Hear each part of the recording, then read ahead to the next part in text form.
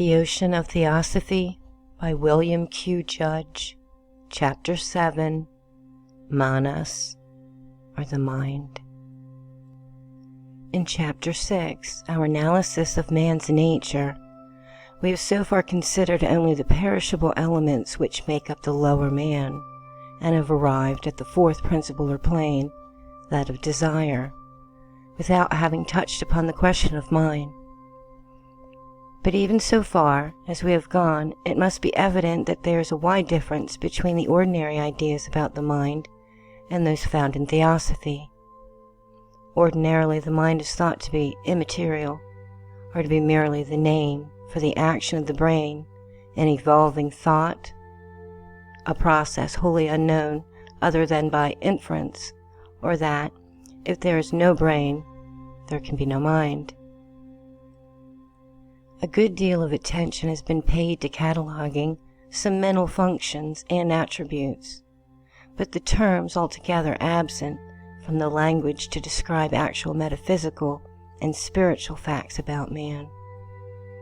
This confusion and poverty of words for these uses are due almost entirely, first, to dogmatic religion, which is asserted and enforced for many centuries dogmas and doctrines which reason cannot accept, and secondly, to the natural war which grew up between science and religion, just as soon as the fetters placed by religion upon science were removed and the latter was permitted to deal with facts in nature.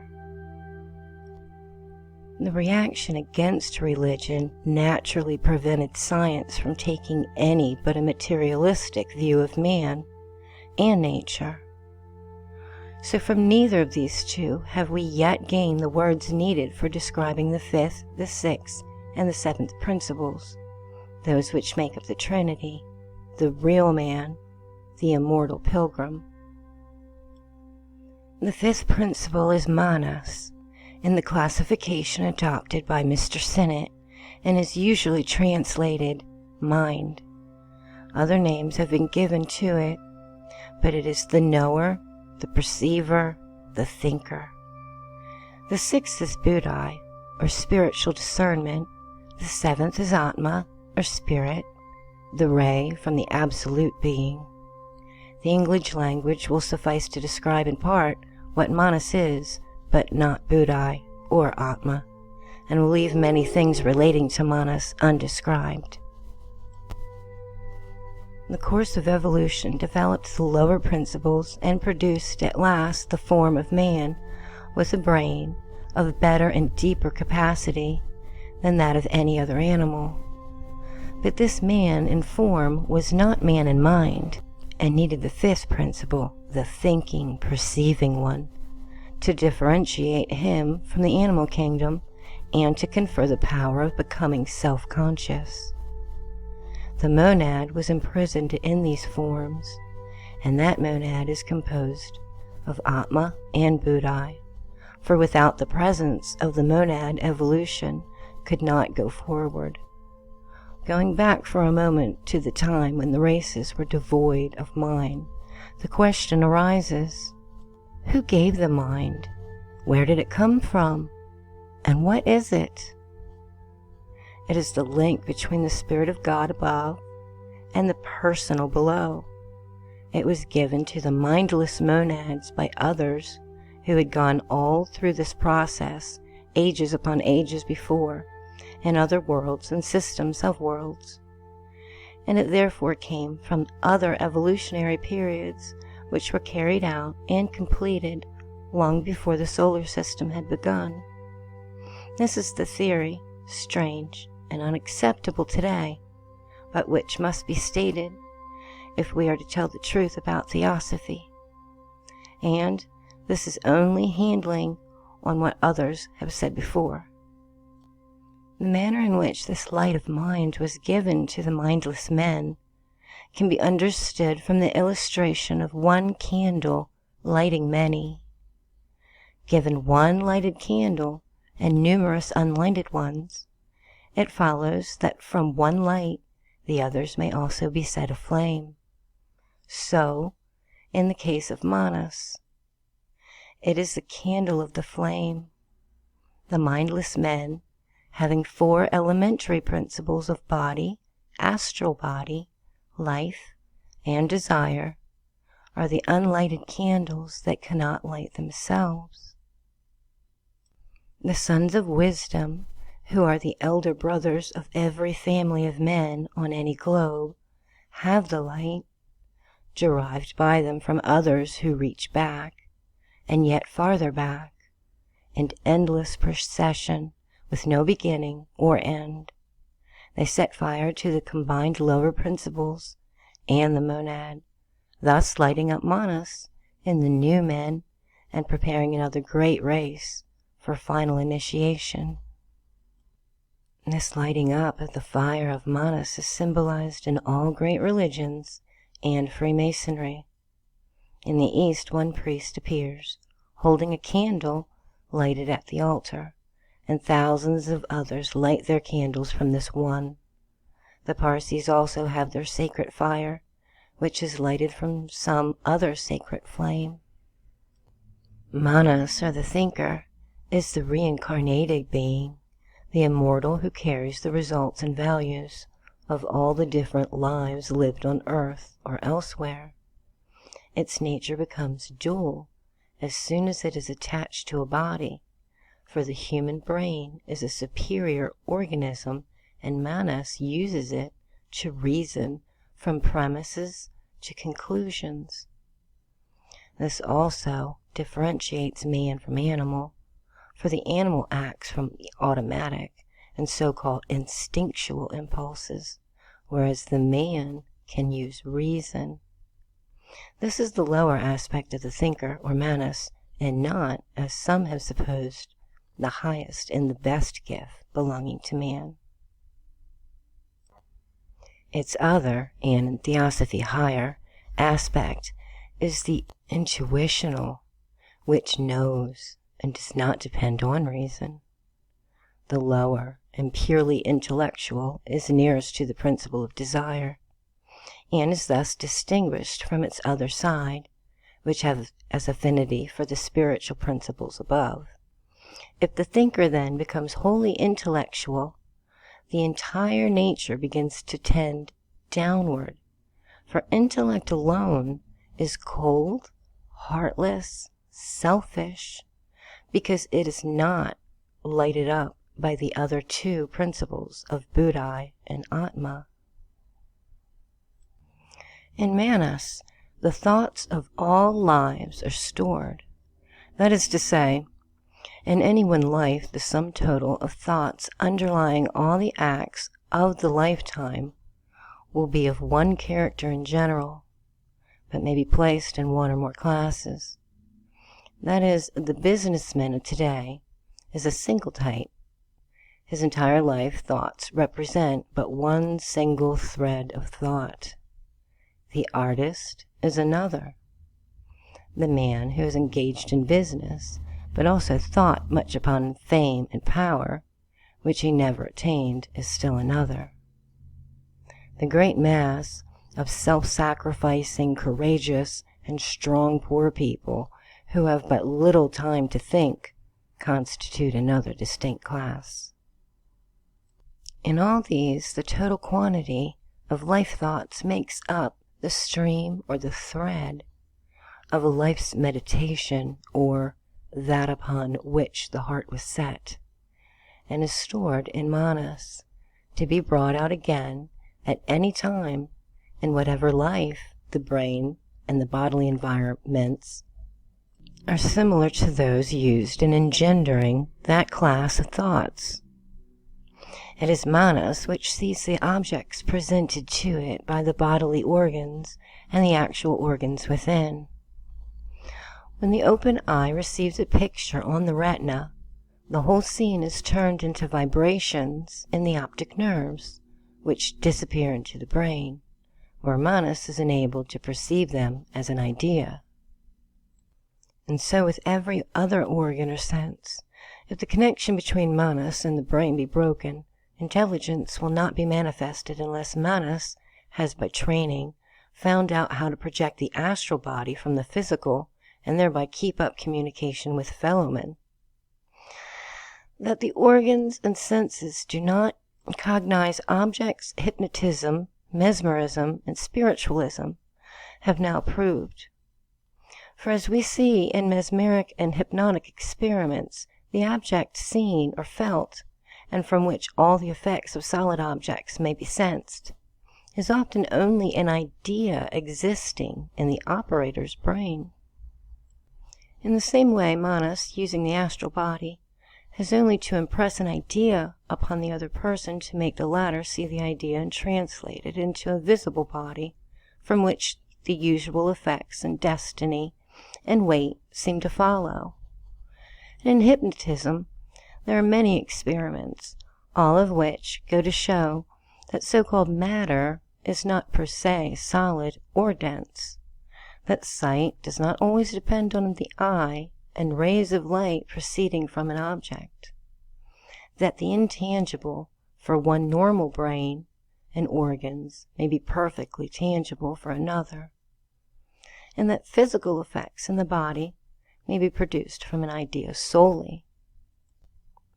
The well-known experiments of producing a blister by a simple piece of paper, or preventing a real blistering plaster from making a blister, by force of the idea conveyed to a subject, either that there was to be or not to be a blister, conclusively prove the power of effecting an impulse on matter by the use of that which is called manas.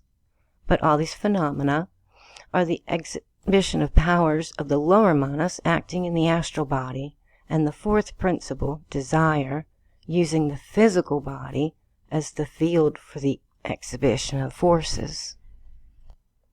It is this lower manas which retains all the impressions of a lifetime and sometimes strangely exhibits them in trances or dreams, delirium, induced states, here and there in normal conditions, and very often at the time of physical death. But it is so occupied with the brain, with memory, and with sensation, that it usually presents but few recollections out of the mass events that the years have brought before it.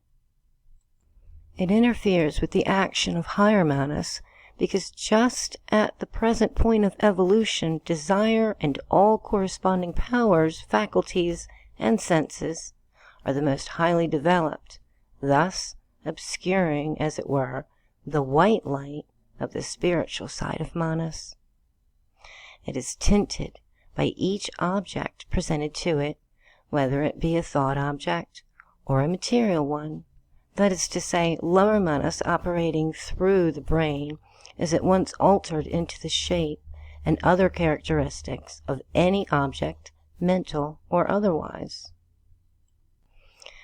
This causes it to have four peculiarities. First, to naturally fly off from any point, object or subject. Second, to fly to some pleasant idea. Third, to fly to an unpleasant idea. And fourth, to remain passive and considering naught. The first is due to memory and the natural motion of manas. The second and third are due to memory alone.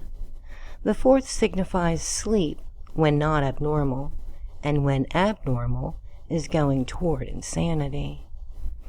These mental characteristics, all belonging to lower manas, are those which the higher manas, aided by Buddha and Atma, has to fight and conquer.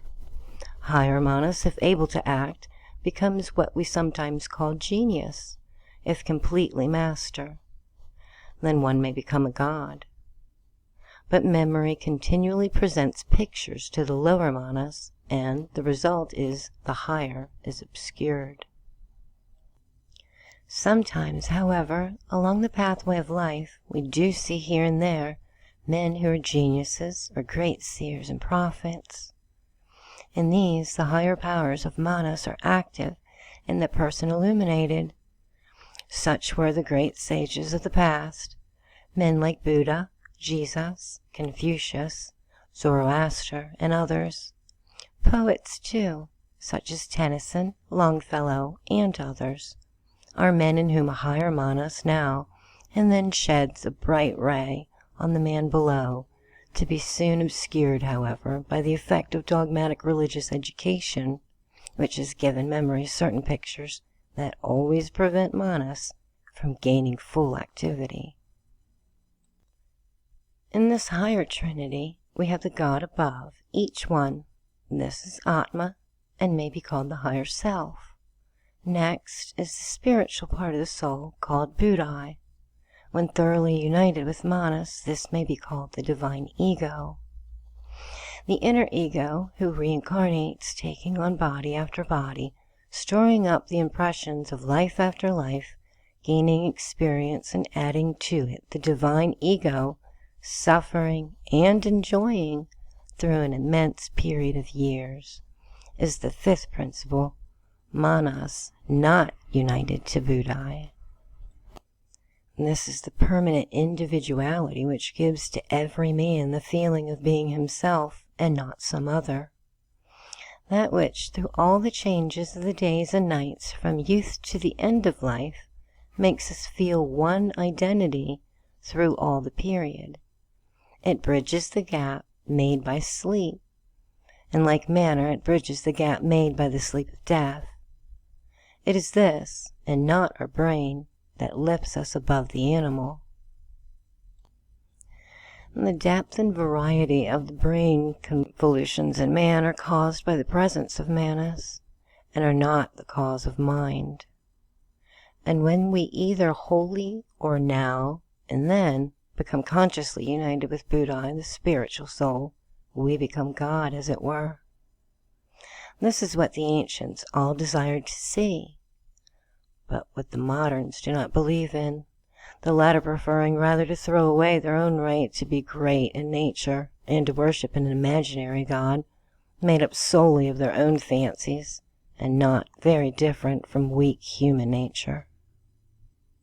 This permanent individuality in the present race has therefore been through every sort of experience, for Theosophy insists on its permanence and in the necessity for its continuing to take part in evolution. It has a duty to perform consisting in raising up to a higher state all the matter concerned in the chain of globes to which the earth belongs. We have all lived and taken part in civilization after civilization, race after race on earth, and will so continue throughout all the rounds and races until the seventh is complete. At the same time, it should be remembered that the matter of this globe and that connected with it has also been through every kind of form, with possibly some exceptions in very low planes of mineral formation. But in general, all the matter visible or held in space, still unprecipitated, has been molded at one time or another into forms of all varieties, many of these being such as we now have no idea of. The processes of evolution, therefore, in some departments now go forward with greater rapidity than in former ages, because both the manas and matter have acquired facility of action. Especially is this so in regard to man, who is the farthest ahead of all things or beings in this evolution. He is now incarnated and projected into life more quickly than in earlier periods when it consumed many years to obtain a, quote, coat of skin, end quote. This coming into life over and over again cannot be avoided by the ordinary man, because lower manas is still bound to desire, which is preponderating principle at the present period. Being so influenced by desire, manas is continually deluded while in the body, and being thus deluded is unable to prevent the action upon it of the forces set up in the lifetime. These forces are generated by manas, that is, by the thinking of the lifetime. Each thought makes a physical as well as mental link with the desire in which it is rooted. All life is filled with such thoughts, and when the period of rest after death is ended, manas is bound by innumerable electrical magnetic threads to earth by reason of the thoughts of the last life, and therefore by desire, for it was desire that caused so many thoughts and ignorance of the true nature of things. An understanding of this doctrine of man being really a thinker and made of thought will make clear all the rest in relation to incarnation and reincarnation. The body of the inner man is made of thought, and this being so, it must follow that if the thoughts have more affinity for earth life than for life elsewhere, a return to life here is inevitable. At the present day, Manas is not fully active in the race, as desire still is upmost. In the next cycle of human period, Manas will be fully active and developed in the entire race. Hence, the people of the earth have not yet come to the point of making a conscious choice as to the path they will take. But when, in the cycle referred to, Manas is active, all will then be compelled to consciously make the choice to right or left, the one leading to complete and conscious union with Atma, the other to the annihilation of those beings who prefer that path. End of The Ocean of Theosophy by William Q. Judge, Chapter 7, Manas, or the Mind. Subscribe, hit the little bell so you receive all notifications, like, share, comment, and watch this playlist for the next chapter, Chapter 8, Reincarnation. Love yourselves and love each other unconditionally.